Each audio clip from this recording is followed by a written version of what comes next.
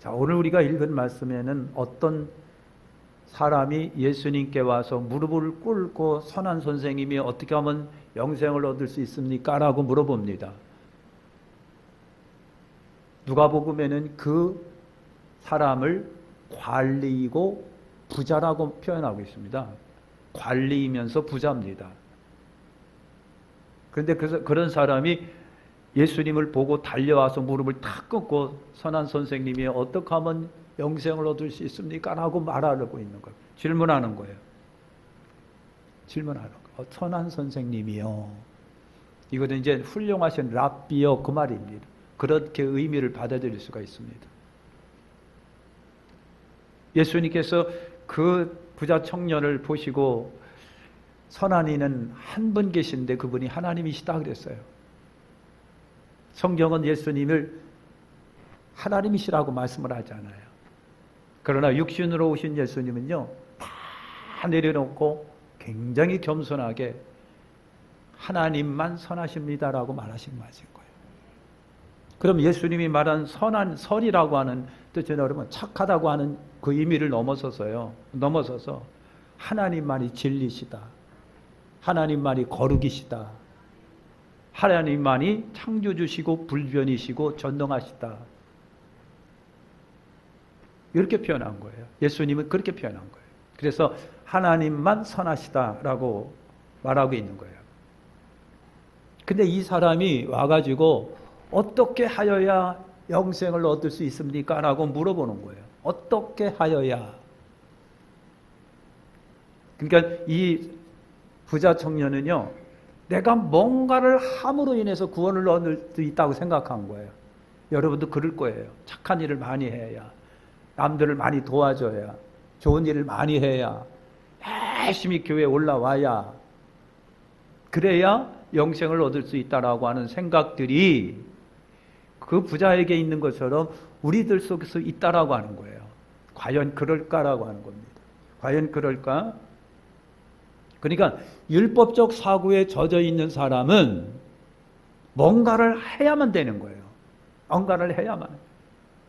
아침에 애들하고 싸우고 남편하고 싸우고 그럴 때는 구원이 있는 것 같기도 하고 없는 것 같기도 하고, 그러다가 이제 교회에 올라와서 한바탕 회개하고 뜨겁게 기도하고 나면 구원이 있는 것 같은 착각 속에 빠져 있는 그런 것이 미안하지만 죄송하지만요, 그렇게 할 필요도 있고 그렇게 해야만 되지만 이런 것들이 바로 율법적 사고에 젖어 있다고 한다면 그런 일들이 많이 일어납니다. 근데 그것이 아니라고 하는 것을 이제 성경은 오늘 우리에게 말해주고 있는 겁니다. 이것이 유대인의 한계입니다. 율법에 젖어 있는 사람들의 한계. 내가 뭔가를 해야, 뭔가를 착한 일을 많이 해야, 뭔가 옳은 일을 많이 해야 라고 하는 겁니다. 그 부자가 영생을 어떻게 하여야 얻을 수 있습니까? 라고 하는 것은요, 그 사람만의 여러분 문제가 아니라 오늘 우리들의 문제예요. 어떻게 하면 영생을 얻을 수 있을까? 영생이라고 하는 문제는요, 굉장히 중요합니다. 유대인의 바람이면서도 오늘 우리들의 바람이 바로 영혼 구원 얻는 거예요. 예수 믿는 이유가 그거예요. 교회 다니는 이유가 여러분 그거예요. 우리가 이 땅에서 천년만년 사는 것이 아니라 연수가 70이고 강건하면 80이지만 그러나 수고와 수표뿐이고 신속히 날아가고 그 다음에 하나님의 부름이 오늘 우리들에게 있는데 그것으로 끝나는 것이 아니라 오늘 우리는 천국을 향하여 가야 되겠는데 그것이 우리의 정말 바람인데 어떻게 하여야 구원 얻을 수 있습니까? 영생 얻을 수 있습니까? 라고 하는 숙제는 그 사람의만의 문제가 아니고 우리들만의 문제가 아니고 인류 역사에 수많은 사람들이 질문했던 사항이에요. 어떻게 하면 영생 얻을 수 있습니까? 구원 얻을 수 있습니까? 그래서 예수님이 그 부자 관리를 이렇게 보시면서 그랬었습니까?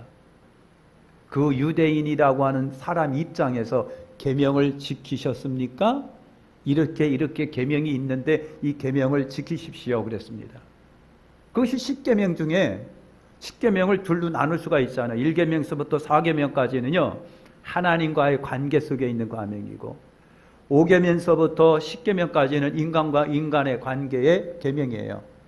그 인간과 인간 속의 관계 중에 제일 계명이 뭐예요? 5계명. 부모를 순종하는 거예요. 그러니까 인간과 인간 사이의 계명의 1번 계명은 부모 순종이에요. 그래서 우리 예수님께서 그 사람이 질문한 사람이 유대인이기 때문에 유대인 입장에서 계명을 지키십시오 그랬습니다. 그랬더니 이 젊은 사람이 자신 있게 예수님께 말합니다. 랍비요, 나는 12살 때부터 이 계명을 지켰나이다 그랬어요. 몇 살서부터요? 어려서부터 12살입니다. 유대인들은 12살만 되면요 구렛나루 길러요. 그리고 옷 길게 입어요. 그러면서 계명을 준수해 지켜나가는 겁니다. 여러분 12살 때부터입니다. 그러니 얼마나 이 부자 청년이요 경건하게 살았을까, 또 착하게 살았을까, 의롭게 살았을까, 충분히 짐작이 되겠죠. 여러분 그랬던 거예요. 얼마나 율법을 지키면서 살았을까. 참 여러분 대단한 사람이죠. 대단한 사람이 이게 참 착하고 법 없이도 살 수 있는 사람이고, 남들이 말해 당신 같으면 내가 교회 다니겠다. 너무 멋지고 훌륭하게 참 경건하게 잘 살았네. 이렇게 판단할 수 있는 사람. 그래서 그랬는지 몰라도 예수님도 그를 이렇게 보시면서 사랑하셨다 그랬습니다. 예수님이 그를 보며 사랑하시면서 근데 한 가지 부족한 것이 있습니다 그랬습니다. 사랑하시면서 한 가지 부족한 것이 있습니다. 여러분 사랑하는 예수님의 눈빛 속에서 이 청년을 도와주고 싶은 예수님의 간절한 모습이 들어있는 겁니다. 너무 훌륭하고 좋은데, 너무 젠틀맨인데, 너무 법 없이 살 수 있는 사람인데, 너무 참 생활이 바른데, 남에게 요구도 먹지 않고 진짜 깨끗하고 멋지게 훌륭하게 살았는데, 근데 한 가지가 부족한 거예요. 그걸 도와주고 싶은 거예요 예수님이. 그래서 사랑의 눈빛으로 그를 바라보면서 한 가지 부족한 것이 있습니다 하면서 던진 예수님의 말씀이 그거예요. 여보십시오, 당신이 갖고 있는 재물을 다 팔아서 가난한 사람들에게 나눠주고 그리고 나를 따르십시오 그랬습니다. 다 나눠주고 나를 따르십시오 그랬습니다. 그랬더니 예수님 랍비 어떻게 하면 구원을 얻을 수 있을까 하고 그냥 막 그랬던 사람이 그냥 얼굴에서도 간절함이 묻어났던 사람이 갑자기 서서히 얼굴이 이렇게 경직되면서 가만히 있다가 고개를 살랑살랑 흔들면서 슬픈 기색을 띠면서 고민하면서 그리고 예수님을 떠난 거예요. 예수님을 떠난다. 예수님의 도움도 안 되는 상황이 발생한 거예요. 그가 슬픈 기색을 띠고 떠났다. 큰 걸림돌이 있는 거예요. 그 걸림돌.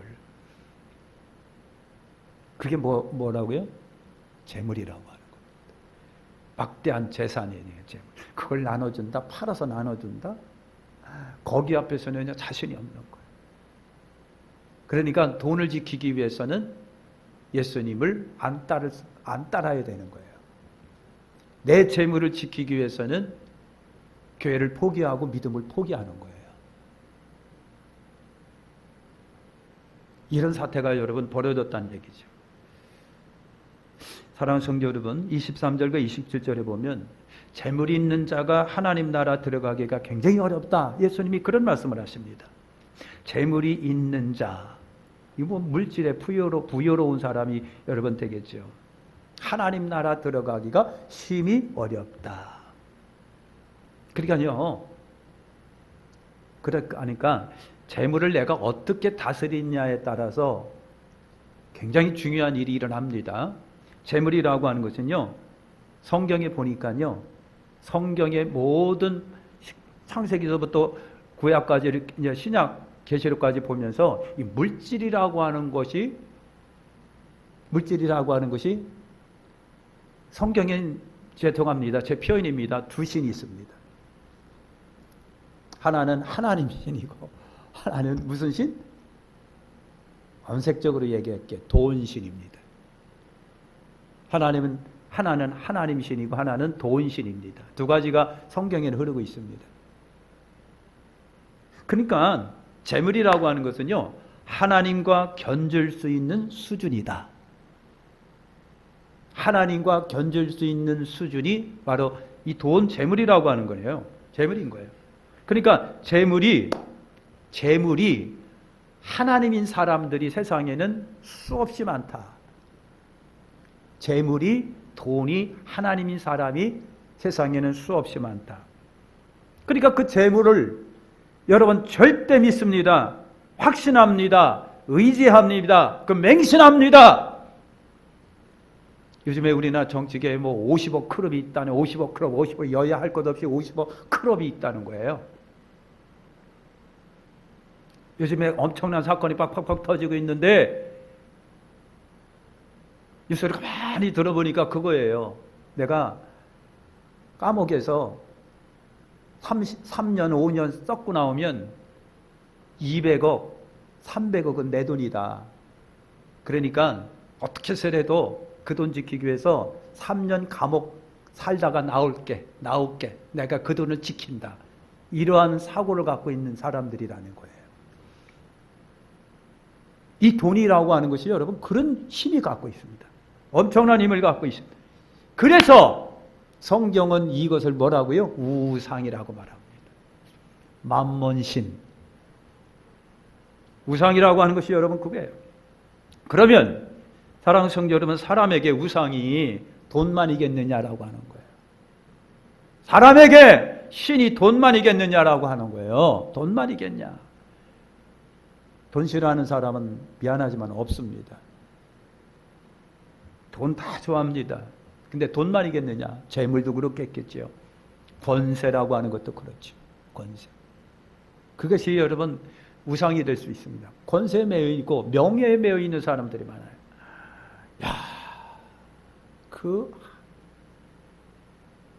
여러분 그래요. 여러분 어떤 사람은 지식이 그 사람의 우상입니다.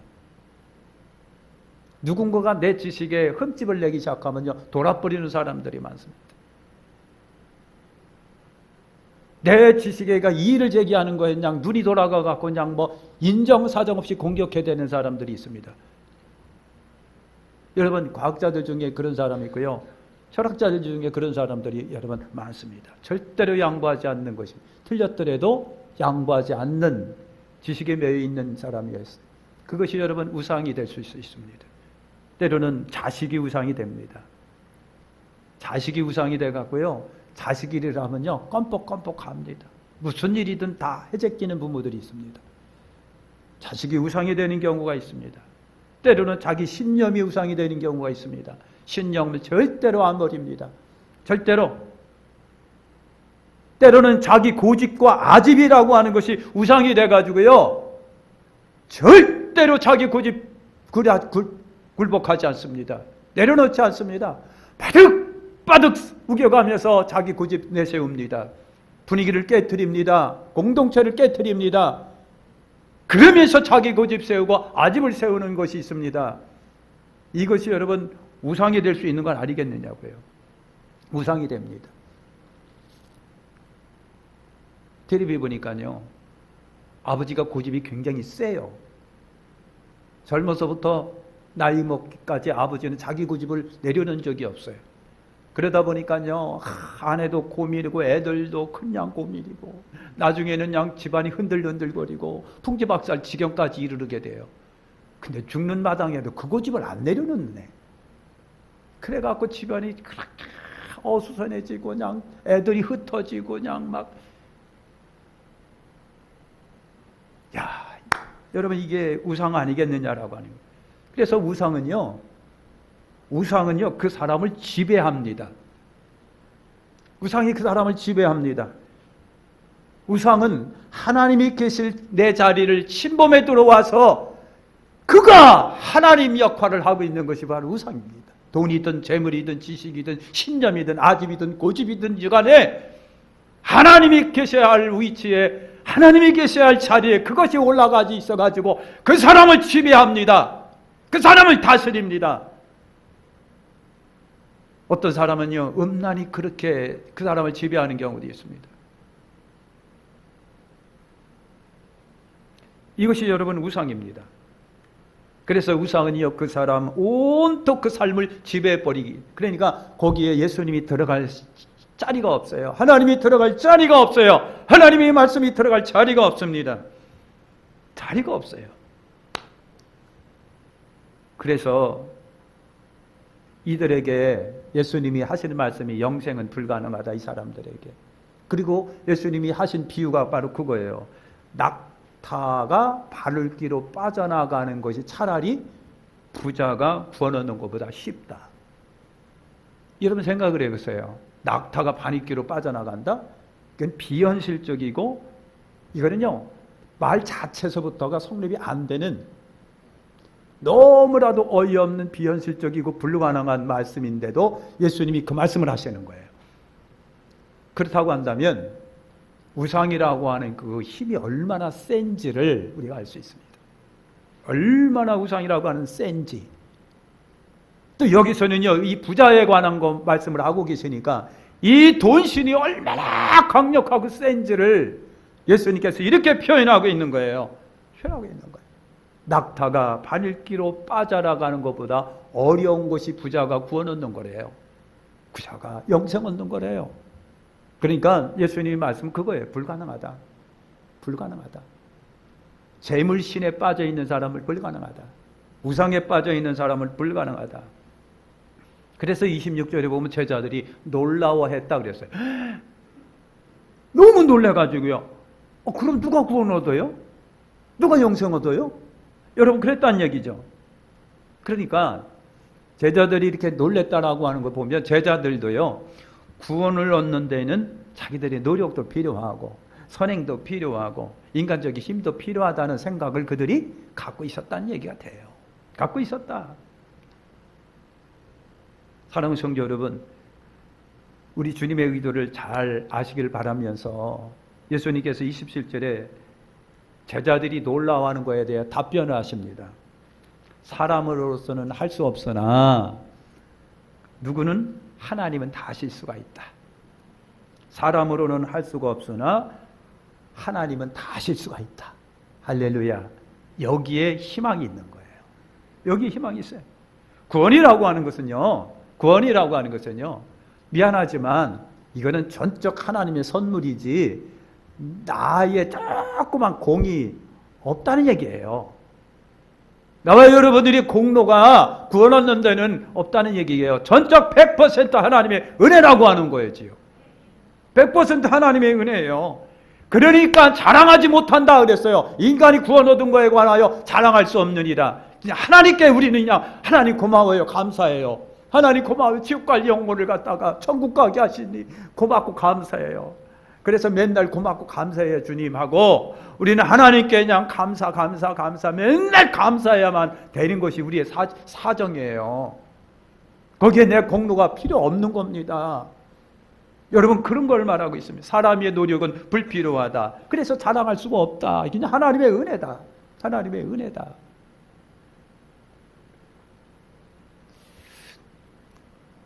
예수님께서 28절과 31절에 보면요, 따름에 대하여 예수님께서 이제 말씀을 하고 계시는 것을 봅니다. 예수를 따르면은 버림이 아니라 100배의 보상이 있다. 그랬습니다. 그 제자들이 예수님, 우리가 모든 것을 버리고 주님을 따랐나이다. 그랬어요. 우리가 모든 것을 버리고 주님을 따랐나이다. 그럼 제자들이 버린 게 여러분 뭔지 아시죠? 제자들이 버린 게 뭡니까? 베드로, 야고보, 요한 같은 경우는요, 배 버리고 금을 버리고 아버지 버리고 예수님을 따랐습니다. 배 버리고 금을 버리고 아버지를 버리고 따랐습니다. 근데 여러분 생각을 해보세요. 베드로와 야고보와 요한이 버렸다고 해서 진짜 버린 겁니까?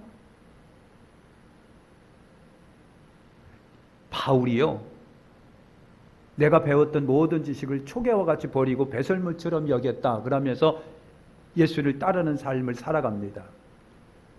근데 진짜 바울이 그걸 버렸을까요? 천만입니다. 하나님은 바울이 왕년에 배웠던 놀라운 학문과 지식을, 그리고 언어적 능력을, 그의 탁월한 능력을 예수님은요 다 사용하셨습니다. 예를 들면 제가 말이죠, 하늘이 두 쪽이 나도 그런 일은 없는데, 제가 하버드대를 나왔다, 예일대를 나왔다. 비웃는 거 보세요. 참 굉장하죠, 그죠? 학벌이 굉장하죠. 그런데 주의 종이 됐네. 그럼 내가 하버드와 예일대에서 배운 모든 지식과 모든 것들이 다 수장되고 버려지겠느냐고요. 안 버려집니다. 그런데 하나님 그걸 그대로 사용하십니다. 우리 청주교회 목사님이 예일대 출신입니다. 예일대 출신입니다. 아주 타고난 머리를 갖고 있습니다. 근데 제가 옆에서 가만히 보니까 자기도 그걸 사용하고 있고요, 목회 사역하면서 그걸 적극적으로 사용하고 있네, 활용하고 있는 것을 봅니다. 활용하고 있습니다. 그러니까 자기만 뜨면요 누구든지 이 목사님 소개, 이분은 예일대 출신이고요, 하면 무슨 출신입니다 하고 그러면요, 아이고 듣는 사람이 또 꼼빡 가네. 또 예일대 출신이라고 하는 얘기가 딱 들리는 순간 그 목사님의 빵꾸난 양말도 예뻐 보이네. 이게 사람의 심장이에요. 미안하지만 하나님은요 적극적으로 활용하십니다. 나는 버렸는데 하나님 사용하신다. 그러니까 베드로와 야고보와 요한이 다 버렸다고 하지만 여러분 어떻게 버려집니까? 마음이 중요한 거랍니다. 주님을 위해 내놓을 때 주님이 그걸 적극적으로 또 사용하시는 거예요. 그래서 예수님이 답변을 하셨습니다.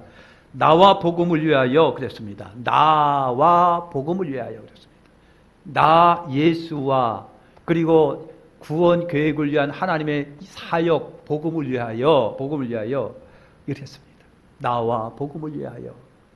예수님 따름과 제자로서의 예수님 따름과 복음 전도를 위한 사역을 하기 위해서 버릴 때, 여러분 집이나 형제나 자매나 부모나 지식이나 자식이나 전토나 다 버릴 때 그랬습니다. 버릴 때에. 그러니까 사랑하는 성도는 그런 거예요. 오늘 우리가 진정으로 예수 그리스도를 따르는 데는 뭐가 있어야 된다? 희생적 헌신이 있어야 된다는 얘기입니다. 희생적 헌신이 필요합니다. 그러면 예수님이 그랬어요. 버린 자는 얻는다. 몇 배를 얻는다? 100배를 얻는다 그랬습니다. 그러니까 현세에 그랬습니다. 그 사람 살아있어. 현세에 집, 형제, 자매, 어머니, 자식, 전토를 100배나 얻고 그랬습니다. 나는 하나를 버렸는데 예수님은 100배를 얹어주셨다는 얘기입니다. 근데 이걸 어떻게 우리가 보여야 되느냐라고 하는 거예요. 이걸 갖다가 수많은 성경학자들이 해석을 합니다. 이게 바로 진정한 교회 생활이다. 그렇게 표현합니다. 초대교회를 예를 들어 볼게요. 초대교회. 여러분 초대교회는요. 하나님의 영이 그들에게 임하면서부터 어떻게 됐다? 진정한 공동체가 이루어집니다. 그래서 내 것, 네 것 없이 같이 사용합니다. 많은 것을 팔아서 공동체 앞에 내놓습니다. 그러면서 같이 어울려 살아갑니다. 예를 들면 어떤 고아가 있었어요. 예수님을 믿었어요. 그 공동체 안에 들어왔어요. 그랬더니 아버지가 100이고 어머니가 100이네. 이건 뭐예요? 연세 많으신 분들이 사랑으로 덮어주고 감싸주고 이해해주고, 수많은 그냥 그 여성 성도들이 사랑해주고 품어주니까 졸지에 엄마가 100이 생기고 아버지가 100이 생기고. 여러분 이건 이해하기 쉽게 이제 그렇게 설명을 하는 겁니다. 나는 무일푼이고 그지와 같은 신세였었는데 교회 안에 들어오니까 그 사람들이 더 사랑으로 나를 품어줍니다. 감싸줍니다. 그리고 늘 애찬의 시간을 풍성하게 갖도록 해줍니다. 사랑으로 감싸주고, 너 이렇게 옷이 누추해, 일로 와, 내 옷인데 입어봐 하고 옷도 입혀주는 역사가 일어나는 겁니다. 이것이 사랑의 공동체의 특색이잖아요. 아마 주님은 그걸 보고 말씀하신 것 같아요. 그러니까 진정한 교회는 이와 같은 너무 풍성한 역사가 일어나는 것이 당연하고 정말 도리라고 보는 거예요. 이것을 주님께서는 100배로 보셨다고 보는 거예요. 할렐루야. 미안하지만 우리 교회도 그렇게 되시길 바라는 거예요. 그러면서 예수님이 그것만 있는 것이 아니라 또 뭐도 박해도 겸하여 받는다고 그랬습니다. 그거는 사람들이 빼놔요. 읽으면서 그건 빼놓지 여러분. 100배는 얻는다. 그것만 눈이 확 띄고 박해를 받는다라고 하는 부분은 감춰버리는데, 사랑하는 성도 그래요. 진정한 예수 안에 들어오면, 진정한 사랑 공동체 안에 들어오면 세상으로부터 뭘 받아요? 비난과 박해를 받는다는 얘기입니다. 비난과 박해를 받아요. 이 세상에 있는 동안에는. 그러니까 세상에 존재하는 수많은 교회가, 그 교회가 잘못해서 세상으로부터 욕을 먹는 경우도 있지만, 그러나 냉정한 엄밀한 의미로 본다면 세상은요, 교회가 아무리 잘해도 세상은 교회를 욕한다, 비판한다. 이것이 성경적입니다. 그것이 교회라고 하는 거예요. 왜냐하면요, 주님의 일과 함께하는 교회는요, 세상과 동화가 안 되거든요. 동화가 안 돼요. 그래서 세상이 교회를 욕하는 것 중에 그게 있어요. 교회는 지들만 생각하고 남을 이해를 안 해주고 타 교회, 타 교단, 타 종교를 배척한다. 네? 너무나도 아직들이 똘똘똘 뭉쳐 있다라고 하는데, 그럴 수도 있겠으나 여러분 절제 냉정하게 판단하면 그럴 수밖에 없는 것이 교회단 말이죠. 아니 우리가 왜 세상을 향하여 사랑을 품는다고 해서 예수님을 버릴 수도 없잖아요. 진리를 버릴 수도 없잖아요. 우리의 가는 놀라운 노선과 방향을 세상이라고 하는 것에 여러분 타협하고 내놓을 수는 없잖아요. 그러다 보니까 욕을 퍼대기를 얻어 먹어요. 독단적이라느니, 고집들이 세다느니, 자기들밖에 모른다느니 막 하면서. 여러분 다 긍정하는 것은 아니더라도요, 오늘 우리가 현명한 생각 속에서 세상을 전도할 수 있도록 오늘 우리가 뱀처럼 뭐하고 지혜롭고 비둘기처럼 순결해야 되겠다, 이런 놀라운 주님의 말씀을 가져야 됩니다. 할렐루야.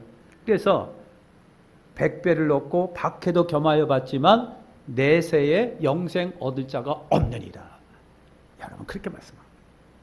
그러면서 주님께서 31절 마지막으로 그 제자들에게 경고를 합니다. 경고를 하는 거예요. 먼저 된 자가 나중되고 나중된 자가 먼저 되는 자가 있다 그랬습니다. 그 여러분 이게 무슨 말이에요? 제자들에게 내리는 경고인 동시에 오늘 교회에게 내리는 예수님의 경고가 바로 그거예요. 그러니까 오늘 우리가, 교회가, 오늘 우리가, 먼저 믿은 오늘 우리가 여러분 교만에 빠지고 자만에 빠지고 아집에 빠져 있고 그렇게 될 경우에, 교만에 빠지고 아집에 빠지고 교만에 빠지고 자기 이득권을 챙기려고 하고 명예를 챙기려고 하는 제자들처럼 자리 싸움이나 하고 있을 때에, 그렇게 되면은 어떻게 하고요? 먼저 됐으나 나중되는 일이 일어난다. 이걸 예수님은 제자들에게 경고하고 있습니다. 그래서 교회는요, 우리가 존재하고 있는 이 세상의 교회, 우리들 교회는요, 완전하지가 않다. 굉장히 불완전한 미완성된 사랑의 공동체라고 하는 거 꼭 아세요. 절대로 여러분 이 존재하는 교회들은요, 냄새 많이 납니다. 더러운 냄새도 나기도 하고요. 냄새 납니다. 그런데 그럼에도 불구하고 이것이 주님의 몸되인 것을 꼭 기억하십시오. 우리가 볼 적에도 저건 아니다라고 생각하는 일들이 있으나 그런데 그렇게 완전하지 못하고 불완전한 공동체이지만 사랑하는 성도 여러분, 그 속에 주님이 계시고 내 지체이기 때문에 주님은요 그들을 끌고 가신다는 얘기예요.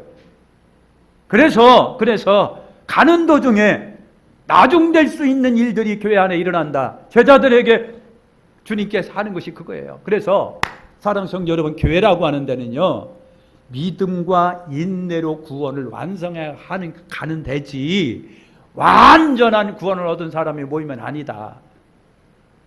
그래서 인내로 구원을 얻는다 그랬습니다. 인내로, 믿음으로 구원을 얻지만 결국은 인내가 그 믿음을 완성해 주는 거예요. 그러니까 참지 못하는 경우가 많아요. 참지 못해서 이탈합니다. 참지 못해서 버립니다. 참지 못해서 여러분 어떻게 합니까? 싸웁니다. 이래서 먼저 된 자가 나중되고 나중된 자가 먼저 되는 일들이 일어나는 겁니다. 그래서 교회는요 미완성한 천국의 모형입니다. 여기에서 우리의 믿음을 인내로 지키지 못하면 끝에 가서 보상을 못한다는 아주 그런 거예요. 그래서 예수님이 그렇게 경고를 해주신 거예요. 아멘. 우상을 조심하시기를 축원합니다. 우상을 조심하셔야 돼요. 우상은 물질만 아닙니다. 심지어는 내 알량한 자존심이 이 자존심 때문에 고민할 때가 많아요. 이 알량한 자존심이 주님을 버릴 때가 많고 알량한 자존심이 주님 앞에 무릎을 못 꿇게 만드는 알량한 것. 이런 거 조심하시고요. 구원의 전적 하나님의 은혜의 선물이라고 하는 거 잊지 마십시오. 그래서 내공은 없습니다. 그냥 주님의 은혜입니다. 그래서 주님 고마워요, 감사해요 할 수밖에 없다. 교회 생활은요 구원의 여정 속에 있는 과정일 뿐입니다. 그래서 이 구원을 어떻게 하고요? 믿음과 인내로 완성해 가는 겁니다. 이 인내하셔야 돼요. 인내하셔야 돼요. 예수를 따르면 희생과 헌신이 필요합니다. 나는 버렸는데 주님은 100배나 얻게 하신다는 얘기예요. 할렐루야. 기도하겠습니다.